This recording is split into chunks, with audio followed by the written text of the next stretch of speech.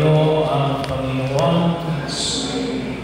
Medyo mabigat ang hamon na pinapahayag sa atin ng Panginoon sang-ayon sa Ebanghelyo ni San Lucas, na ibibigay niyo ang inyong mga kaaway, gawa ninyo ng mabuti ang mga napupuot sa inyo, pagpalain ninyo ang mga sumusumpa sa inyo. Kapag sinumpa ka, pagpapalain mo, ginawa ka ng masama, gagawa mo ng mabuti. Kapag idalangin ninyo ang mga umaamin sa inyo, pinupuli kayo, pinamata kayo, ay ipagdarasal ninyo. Kapag sinampal ka sa isang pisngi, kalimitan ang nangyayari sa padan. Kaya ang sabi dito ay iharap ko ang kabila. Kapag ginagawa ang iyong panapal, alam niyo, sa panahon ni Jesus, medyo mabigat ito. Ibigay mo pati ang iyong baro. Nalimitan ng panahon ni Jesus kasi ay balabal ng baro. Hindi mo katulad na yun. Marami kong kalbukan. So, kuminsan ay napakarami ng aming damit sa ating lagayan. Pero ng panahon ni Jesus ay ito lang kalimitan. Ang kanilang balabal ng baro, ibig sabihin, kapag ibinigay mo pati yung baro, yung balabal, hindi lang, makasurvive ka sa magdamag. Pero nung panahon na si Jesus, kapag araw sa mga lugar, kasi yung Israel may lugar na 4 season, may lugar na 2 season. Yung po'y bahagi yun, kasi medyo malapit siya sa equator. So, bahagi yun na makita natin. Pag ibigay mo pati yung balabal mo, ay kapag matinding lamig, baka mamatay ka sa ginaw. Bahagi yun na medyo matibigat, ano pa rito? Ibigyan mo ang bawal ng hihingi sa'yo. Kasama na rin yan siguro yung mga nanginigil. At huwag mo nang bawiin pa ang mga yun. Kapag ginawa ang iyong ari-arian, yung mga kapirasong lupa ay nagpapatayan. Kapag ginawa yung lupa mo, sabi nito, ibigay mo. Ay pa, napakabigat. Tumisan na lang sa kalayan. Naalala ko sa ng parokya. Nagpatayan, kabalaman ng alay patubig. Gawin ninyo ang sa iba, ang hindi yung gawin nyo sa inyo.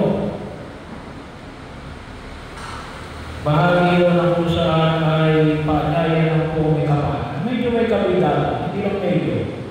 Talagang makalikabigatan yung paanyayan ng Jesus. Ibigin mo ang iyong kaaway. Bakit? Well, una, makita ko natin na ito ay paanyayan pagpapalangin ng Santo Utos ng Diyos. Naalala ko tuloy yung tinatawag na Shema Israel. Hear me, O Israel.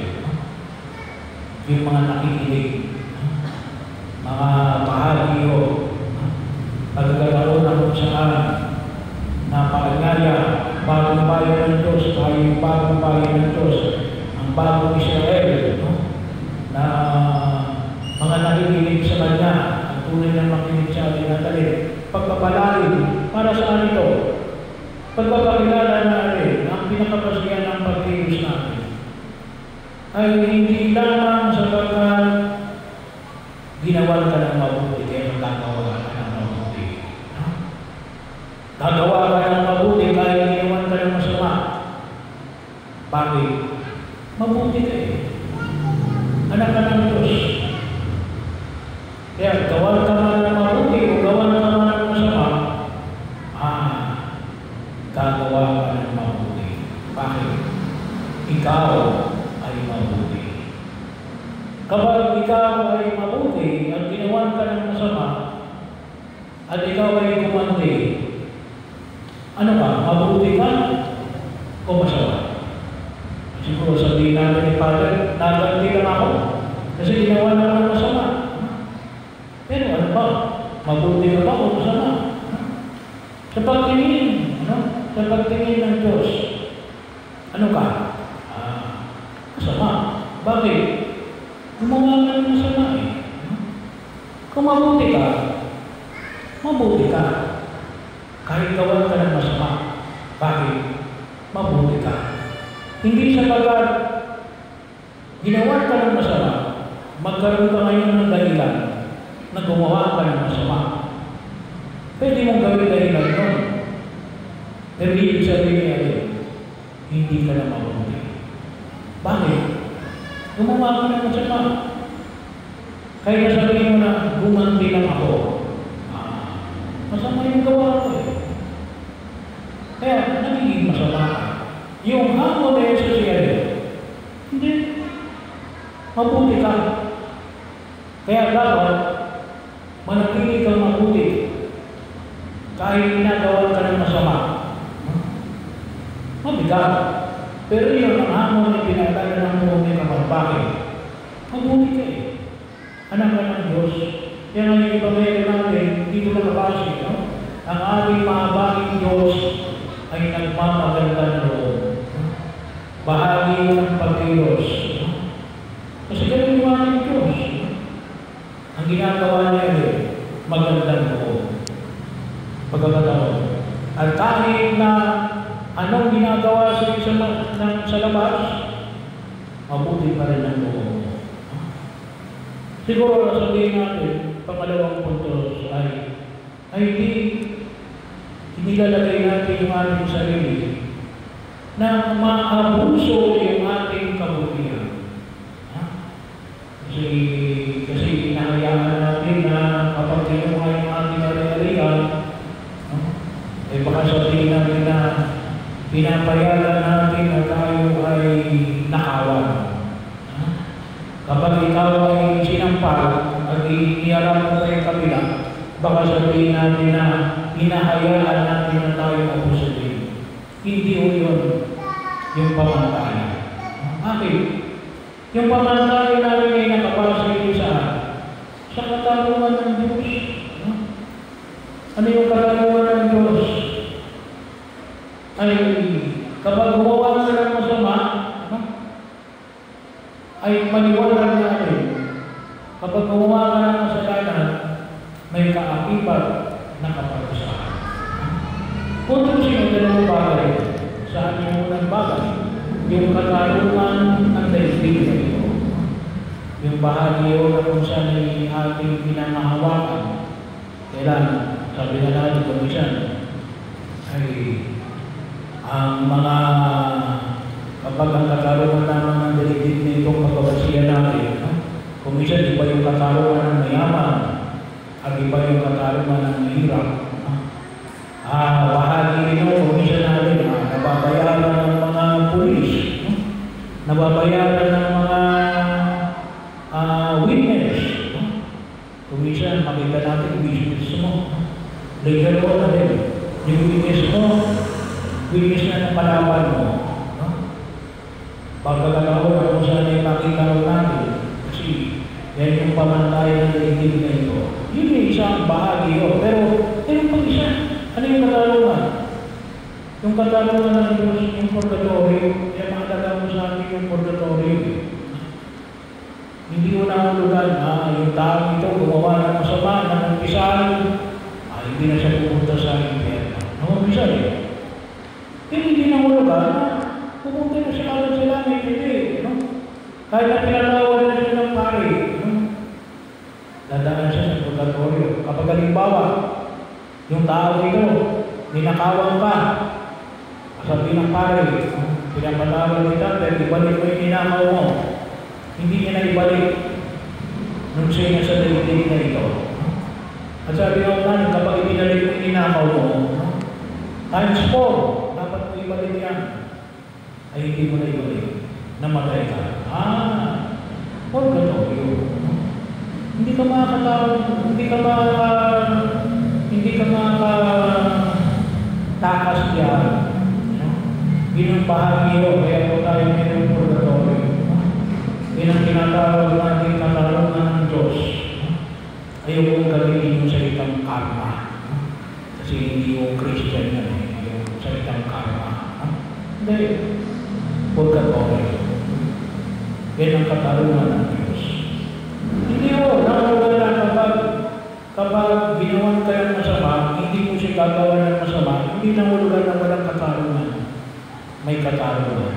At yun ang turo ng purgatorio. Pero bakit hindi mo siya gagawa ng masama? Sapagkat hindi ka masama. Ikaw ay mabuti. At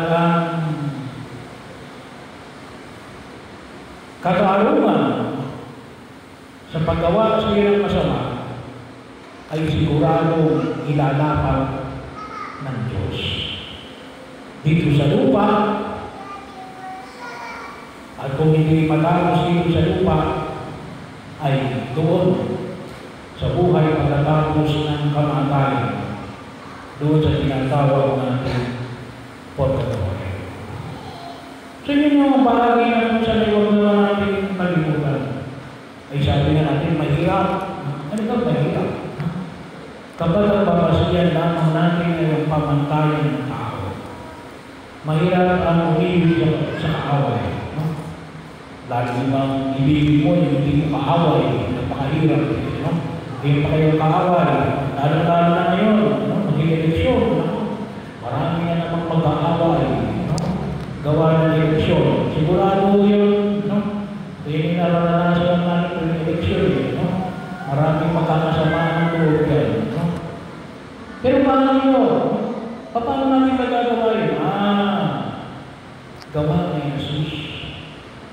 Tanging lang ang gawa ng Jesus. Kapag wala sa Jesus, talagang mahirap. Hindi natin magagawa ang ibigin ng kaaway. Pero kung naroon sa Jesus at tayo nagtitiwala na hindi tayo mababayaran ng Jesus, magkagawa natin yan kasi yun ang bigay na ibigay ng Diyos sa atin. At yun yung halimbawa na pinakita na Jesus. At yun ang nais natin ipamanin sa buong kapatid. Bakit? Kasi tayo mga anak ng Diyos.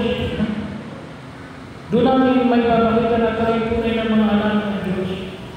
Gumagawa tayo ng mabuti. Kahit nagawa tayo ng masama, kahit nagawa tayo ng mabuti, tayo gagawa ng mabuti. Bakit? Tayo ay mga anak ng Diyos, kapatid ng ating Panginoon sa Kristo. At yun, kaya natin magawa yun, gawa ng kapangyarihan ng Espiritu Santo. Doon lang natin magagawa yun. Hindi yan magagawa sa kapangyarihan ng tao. Hindi natin magiging talaga may Diyos na. Bakit? May nakagagawa ka ng mabuti kahit ginagawa ka ng masama.